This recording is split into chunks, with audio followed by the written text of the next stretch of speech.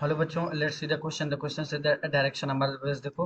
In the following questions a statement of assertion A is followed by the statement of reason R, mark the correct choices. ठीक है, देखो options हमारे पास। पहले देखो एजर्सन क्या दिया हुआ है, 3x² minus 6x plus 3 equals to 0 has repeated roots. और एजर्सन क्या दिया हुआ है हमारे पास, सॉरी रीजन क्या दिया हुआ है, the reason is the quadratic equation x² plus bx plus c equals to 0 has repeated roots if discriminant is greater than 0। ठीक है, अब देखो क्या दिया हुआ है स्टेटमेंट्स, इन्हीं ऑप्शन में से हम लोग को चूज करना है। Both एजर्सन and region R is true and region R is correct explanation for the assertion A.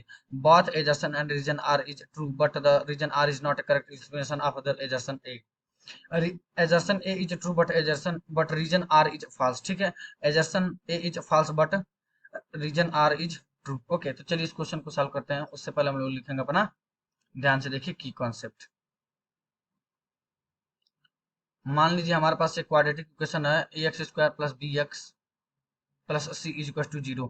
इसके पास रिपीटेड रूट कब होंगे, रिपीटेड रूट्स मतलब इक्वल रूट्स जब डिस्क्रिमिनेंट 0 हो जाए, मतलब B square is equal to क्या हो जाए, 4ac के बराबर हो जाए। ठीक है, अब यहाँ पे जरा देखिए, इसी चीज को मैं क्या लिख सकता हूँ, B minus 4ac is equal to 0। इसी को इंडायरेक्ट में ये लिख सकता हूँ। जब ध्यान से देखिएगा हमारे पास एजर्सन क्या दिया हुआ है, 3x² माइनस का 6x plus 3 is equal to में क्या है हमारे पास 0 है। अगर कंपेयर करो x² प्लस bx प्लस सी से, तो a equal to 3, b equal to कितना आ जाएगा माइनस का 6 और c इक्वल टू कितना आ जाएगा 3। तो डिस्क्रिमिनेंट अगर निकालो कितना हो जाएगा, माइनस 6 का स्क्वायर माइनस 4 इंटू 3 इंटू 3।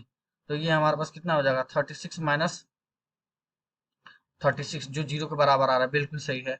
तो ये हमारे पास रिपीटेड रूट्स हो रहा है ना, तो हमारे पास ये क्या बोल सकते हैं हम लोग, एजर्सन ए, जो ए है ना एजर्सन ए, मतलब ये तो ट्रू हो गया।